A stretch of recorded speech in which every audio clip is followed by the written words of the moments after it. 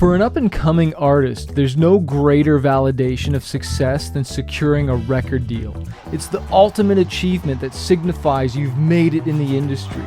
It was the coveted achievement for every artist and the only path to fame, fans, and hopefully a fortune. With the passing of time, what were once record deals filled with promise have transformed into insidious contracts devouring the very souls of artists. I know that you've been very eager to sign a contract. The masses are blinded by the glitz and glamour of the big crowds, flashy jewels, luxury cars, and designer attire. But behind closed doors, when the music stops, all right, cool. So I could take this to a lawyer or somebody, right? it's a different story. Artists naively sign these contracts that are crafted with the complexity of rocket science. These treacherous contracts aim to siphon every last penny from hardworking artists who appear successful on tour but are truly grappling to make ends meet. So if you're going to rip someone off, you want to choose a talented, uneducated artist that thinks they need you more than you need them. There's also this. $75,000. For ages, record labels have spun a web of deceit around artists, instilling a false sense of dependence while using threats of album release delays, label termination, and royalty withholding as leverage to manipulate and control. You blood-sucking old vampire, you. I was touring my face off, booking my own shows, buying onto tours, trying to make success happen. All the while, the president of my record label casually scanned through the list of artists he was considering dropping. When my name came up, he paused for a moment and then confidently declared, "No way am I dropping Manifest. That guy makes me money." Next. The reason they made money is number one, I paid for the record and didn't get any tour support. I wasn't intelligent enough at the time to even ask for an advance or tour support because I just wanted to play and get my art out there. I poured my heart and soul into serving the label, tirelessly pushing myself to the limit. All I wanted was to stand out from the crowd and prove my worth, yearning for that moment when they would finally pick me and recognize my talent. I felt like a devoted son, constantly seeking my father's approval, but never quite measuring up to his expectations. Despite my best efforts, it seemed as though I could never do enough to win his recognition. In fact, I was so committed to my music career that I even dipped into my own pockets to fund the marketing of my album, even when the label wouldn't offer their support. But why do so many artists still think they need to sign a record deal? Comment below what you think. You sign the contract, and all this money is yours. There are a number of reasons why artists might think they need a record deal. Number one is financial support. Record labels can provide artists with financial support to cover the costs of recording, producing, marketing, and distributing their music. However, I like to say you can get a better loan from a drug dealer than you can a record label. Alternative ideas than signing with a record label are crowdfunding platforms like Kickstarter, Patreon, and GoFundMe allow artists to directly connect with their fans and raise funds to support their products. By offering exclusive rewards and incentives to their supporters, artists can generate interest and financial support for their music.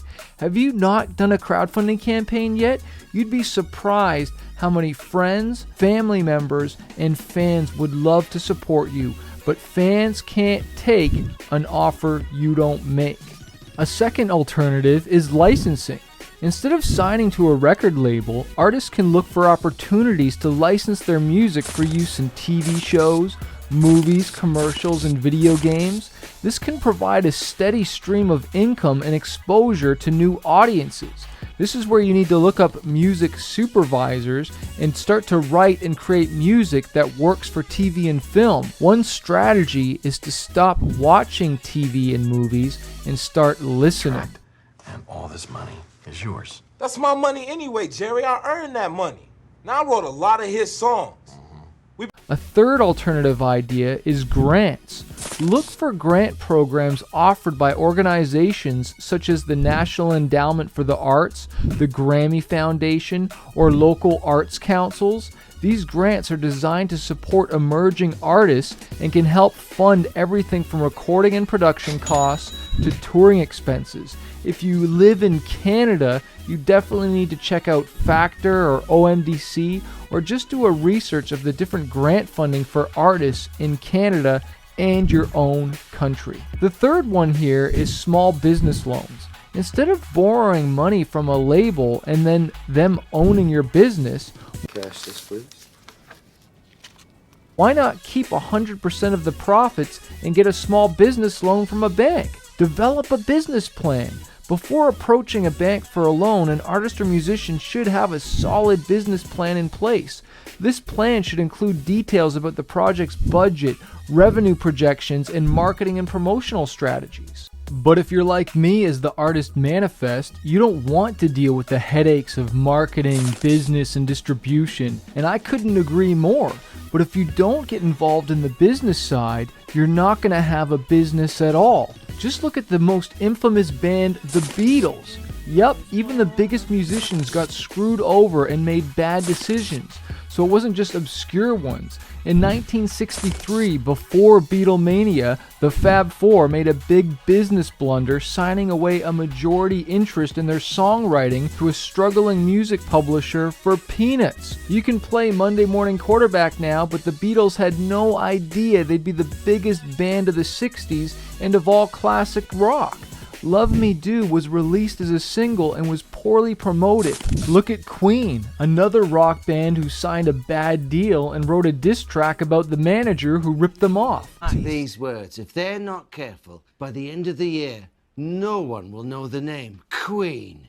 So yes, even very educated people can be victims of a bad deal. Queen were formed from the ashes of Smile, whose lead singer Tim Staffel left for a band that didn't get any success, and they got the best possible person to replace him, Freddie Mercury.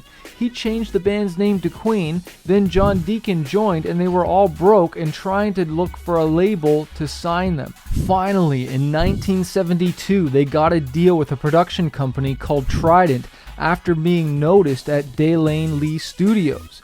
Here's the deal. We manage you. You get all the studio time you'd like in our state-of-the-art studio in the odd hours when no one's there, and you get a pittance and you don't own the rights to your songs. How's that? Do you notice anything off in that deal? It gets even better with Elvis. Even the King dealt with shady behavior from the industry.